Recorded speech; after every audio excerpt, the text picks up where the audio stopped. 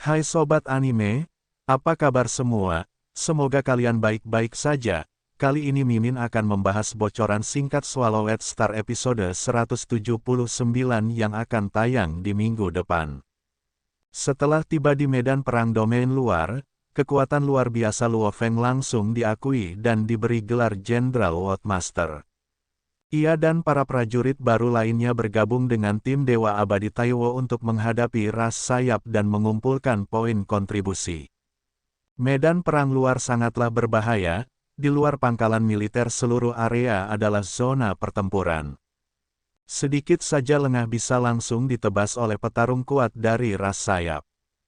Misi pertama Luo Feng di medan perang ini adalah bertarung melawan Dewa Abadi dari ras mekanik. Saat ini tim kecil beranggotakan 10 orang termasuk Luo Feng yang sedang dalam perjalanan. Dengan pesawat luar angkasa menuju lokasi pertempuran. Tiba-tiba alarm pesawat berbunyi keras, pesawat bergetar hebat dan hancur berkeping-keping. Ruang istirahat yang terbuat dari logam tingkat F9 terlempar seperti kaleng di ruang hampa. Kapten Taiwo menggunakan kekuatannya untuk menstabilkan kabin dan memimpin tim keluar. Begitu mereka berada di luar angkasa dari 9 arah muncul kilatan petir membentuk penjara listrik berdiameter lebih dari 1 juta kilometer. Ular petir menyerang tanpa berhenti, para prajurit senior langsung menyadari. Ini adalah domain petir milik ras mekanik, Taiwo pun segera memimpin pelarian. Namun Luo Feng dan Rock sebagai prajurit baru terheran.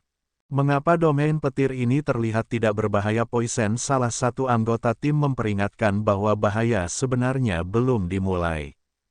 Karena membangun domain petir sebesar ini pasti memakan biaya lebih 100.000 unit Huiyuan. Sesuatu yang tak bisa dilakukan oleh prajurit biasa. Tiba-tiba titik terang muncul di penjuru penjara petir. Setelah itu muncullah boneka mekanik raksasa setinggi 12 meter yang mengendalikan petir. Wajah Taiwo langsung serius, ini adalah kombinasi mematikan dengan domain petir plus boneka mekanik. Pelakunya kemungkinan adalah Dewa Abadi ras mekanik. Di saat mereka mencoba menerobos, Dewa Abadi Palati dari ras mekanik memulai serangan. 21 boneka mekanik membentuk bola petir yang mengandung hukum ruang. Menyerang dengan formasi seperti jaring, seluruh tim melawan sekuat tenaga. Taiwo menghancurkan jaring tersebut dan memicu ledakan besar untuk menyelamatkan tim. 100.000 boneka telah mengepung mereka, dan 6 pasukan lain segera mendekat. Total lebih dari 1 jet boneka mekanik menyerang serentak. Hammer menggunakan proyeksi dunia untuk memperlambat boneka dan menyerbu masuk dengan perisainya. Prajurit baru diminta agar terus menyerang untuk menghancurkan bagian dalam boneka. Twin Blade menggunakan getaran pedang untuk melumpuhkan boneka seketika.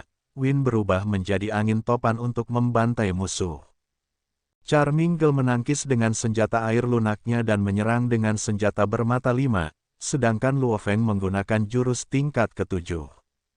Satu tongkat mengguncang langit dan bumi, membunuh banyak musuh dengan satu serangan.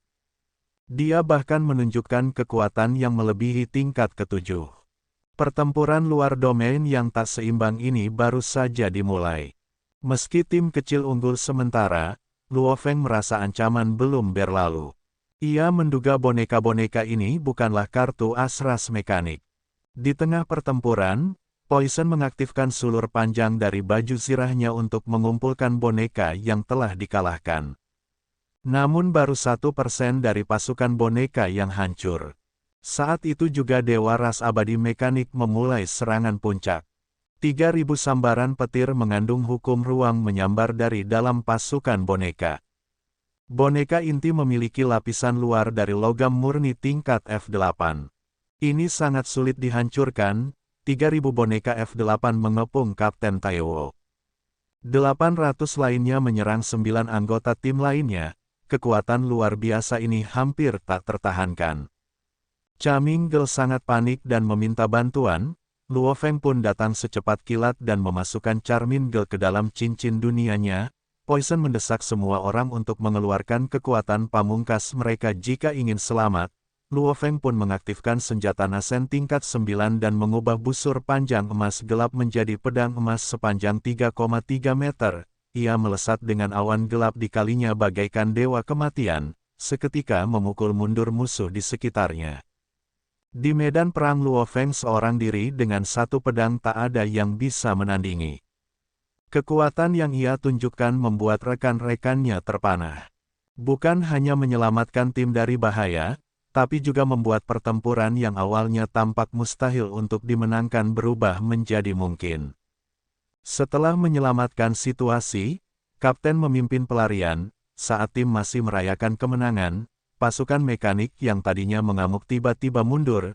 Ras mekanik tak menyangka bahwa tim kecil ini memiliki kekuatan sehebat itu, terutama Luo Feng yang bisa melatih senjata mata dewa hingga tingkat 9. Ini sangat langka. Selain itu Dewa Abadi ras mekanik, ternyata sudah banyak menguras tenaga di pertempuran sebelumnya, sehingga sistem serangannya pun belum pulih dan akhirnya mereka terpaksa mundur. Nah, sampai di sini bocoran singkat Swallowed Star episode 179 yang akan tayang di minggu depan. Semoga spoiler singkat ini bisa mengobati rasa penasaran teman-teman. Terima kasih.